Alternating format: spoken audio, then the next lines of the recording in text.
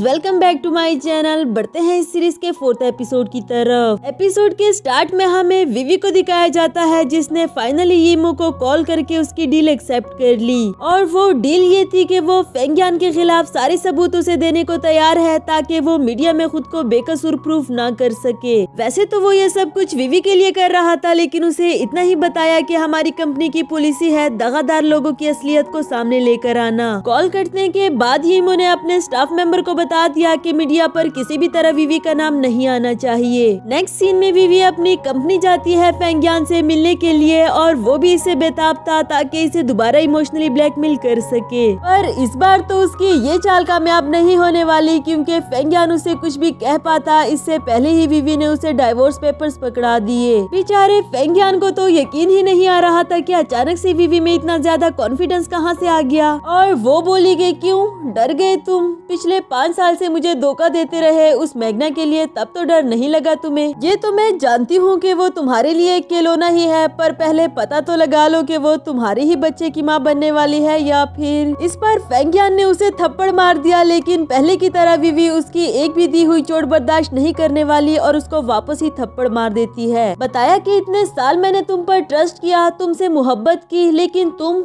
मुझे डिजर्व नहीं करते। 24 घंटे के अंदर अंदर इस पर साइन करके मुझे भिजवा देना। दूसरी तरफ मैग्ना के डैड उस पर काफी ज्यादा गुस्सा थे कि तुमने फेंगयान के साथ अफेयर चलाकर विवी की मैरिड लाइफ खराब कर दी। इसके साथ ही उन पर यह बॉम्ब भी गिर चुका था कि मैग्ना ने अपना 3% शेयर बहुत चीप रेट पर भेज दिया। मॉम और डैड दोनों ही उसे फेंगयान से ब्रेकअप करने के लिए कहते हैं, पर वो बोली कि मुझे किसी भी चीज का कोई अफसोस नहीं, और अब तो मैं फेंगयान के बच्चे की माँ बनने वाली हूँ। जब मॉम उसे अबॉर्शन के लिए इंसिस्ट करने लगी तो वो बोली कि मॉम आप इतनी जल्दी कैसे बदल सकती हो? वो आप ही तो थी ना जिसने आज से 8 साल पहले मुझसे जू को दूर कर दिया था और फेंगयान से अफेयर चलाने को कहा। क्या अब आपको इस बात का अफसोस हो रहा है? यहाँ तो डैड को भी इन दोनों की असलियत पता चल गई कि मेरे पीठ पीछे ये दोनों कौन से कारनामे करते रहे। इसके बाद मैग्ना आती है जी के पास, उसे बता दिया कि मैं प्रेग्नेंट हूँ ताकि वो फेंगयान की फैमिली में अपनी जगह बना सके। नेक्स्ट सीन में कियारा ने बताया कि बोर्ड मेंबर के साथ आपकी मीटिंग होने वाली है, और जब फेंगयान ने जाकर देखा तो बोर्ड मेंबर कोई और नहीं बल्कि हमारी विवी थी।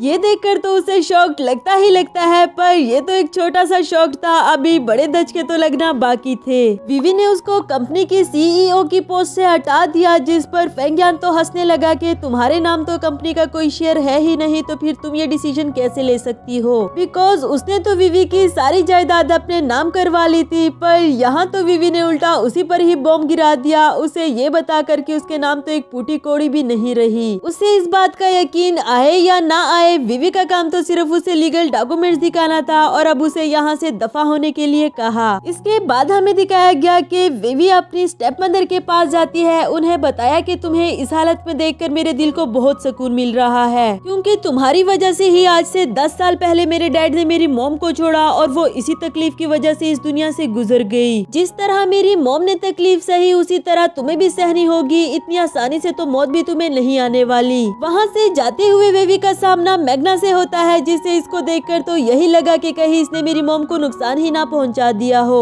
जिस पर विवी बोली कि तुम फिक्र नहीं करो, तुम दोनों को मैं इतनी आसानी की मौत नहीं देने वाली, और अभी ही तो तुम दोनों की सजा शुरू हुई। यहाँ मैग्ना उसे ये बात याद दिलाना चाहती थी कि मैंने तुम्हें तुम्हारे पति के जिंदगी से निकाल दिया है, और अब मैं उसके बच्चे की माँ बनने वाली हूँ। विवी स्माइल के साथ कहने लगी कि तुम्हें क्या लगता है उस दिन कियारा का तुमसे मिलना कोई इत्तेफाक था? यानी कि ये सारा का सारा प्लान विवी का था। साथ ही उसे रिपोर्ट्स पकड़ा दी जो कि ये बात साबित करती है कि फेंगयान कभी भी बाप नहीं बन सकता, जिससे हमें ये पता चला कि बच्चा फेंगयान का नहीं बल्कि जू का है, जो कि फेंगयान से भी ज्यादा देर तक छुपा नहीं रह सकता। इसके अलावा विवी ने उसे थैंक यू भी कहा कि अगर तुम फेंगयान के साथ अपनी पिक्चर्स पोस्ट ना करती तो मुझे तो कोई वजह ही ना मिलती उसे डाइवोर्स देने की। विवी ने इन दोनों से अपना बदला लेकर खुद को सुकून तो दे दिया, लेकिन वो धोखा जो उसे अपनों ने दिया, जिस पर उसने सबसे ज्यादा भरोसा किया था, ये इसके लिए कभी भी भूलने वाला नहीं। इसी बारे में सोचते सोचते वहीं पर सो जाती है, और तभी उसको 5 साल पहले वाली विवी नजर आने लगी, जो इससे यही कह रही थी कि तुम मेरी मेमोरीज को शेयर जरूर कर रही हो, लेकिन इसका मतलब ये नहीं कि हम दोनों एक हैं। सुबह उसकी आंख खुलते ही डोर पर बेल बज रही थी, और जब देखा तो वहाँ मिस्टर यीमो थे, जो कि सुबह सुबह यहाँ पर पहुँच जाए। उसे ऐसे सोते हुए फेस के साथ देखकर यीमो भी कहने लगा कि मैडम जाग जाओ, सुबह सुबह नहीं बल्कि दोपहर का वक्त वक्त हो चुका है, मुझे तुमसे कुछ बात करनी है, क्या मैं अंदर आ सकता हूँ? जिस पर विवी बोली कि अभी नहीं, इधर ही ठहरे रहो, मुझे पहले चेंज करने दो। वैसे विवी चेंज तो नहीं करने वाली, उसे अपना बिखरा हुआ घर समेटना था ताकि यीमो ना देख सके, इसीलिए तो उसने बहाना बनाया। चीजें समेट लेने के बाद वो यीमो को अंदर आने के लिए कहती है, पर जिस तरह चीजें उसने इधर उधर छुपा दी थी, ये देखकर तो यीमो को फिर भी उसके वेट कराने का रीजन पता चल गया। खैर वो यहाँ इसलिए आया था कि अब फेंगयान कंपनी का CEO नहीं रहा, तो अब वो भी कॉन्ट्रैक्ट साइन करने के लिए तैयार है। कॉन्ट्रैक्ट पेपर पर साइन करने के बाद यीमो उसके साइन देखते हुए कहने लगा कि मुझे ऐसा क्यों लग रहा है कि तुम विवी नहीं बल्कि कोई और हो, क्योंकि 5 साल पहले तो तुम्हारे साइन इस तरह नहीं थे। इस पर विवी बोली कि तुम्हें कैसे पता कि मैं यहाँ टाइम ट्रेवल करके आई हूँ? वैसे तो यीमो ये कहकर मजाक कर रहा था, क्योंकि सुसाइड वाले दिन उसने विवी की सारी बातें सुन ली थी, लेकिन कहने लगा कि चाहे किसी और को यकीन ना आए, पर तुम्हारी कही हुई हर बात पर मुझे पूरा पूरा यकीन है। यीमो की इस गहरी बात से हमारी विवी भी थोड़ी देर के लिए चौंक जाती है, लेकिन खैर उसने इग्नोर कर दिया। उसके जाने के थोड़ी देर बाद ही डोर पर बेल होती है, और जब विवी ने जाकर देखा तो वो काम वाली बई थी, जिसे यहाँ यीमो ने ही भेजा था। बताया कि उसके घर की अच्छी सी सफाई कर देना, मैं इसके लिए तुम्हें डबल पे करूँगा। यानी कि उसने इनडायरेक्टली विवी का मजाक उड़ाना चाहा। इस पर तो उसको भी दिल ही दिल में काफी गुस्सा आया। बदला इसने भी कुछ कम नहीं लिया, क्योंकि रिटर्न में ये यीमो को चैट कॉपी टॉय भिजवा देती है, जिसे ऑन करने के बाद वो एक सांस में ही कह रहा था कि आपका बहुत बहुत शुक्रिया, आपकी वजह से ही मुझे सब कुछ साफ साफ नजर आने लगा।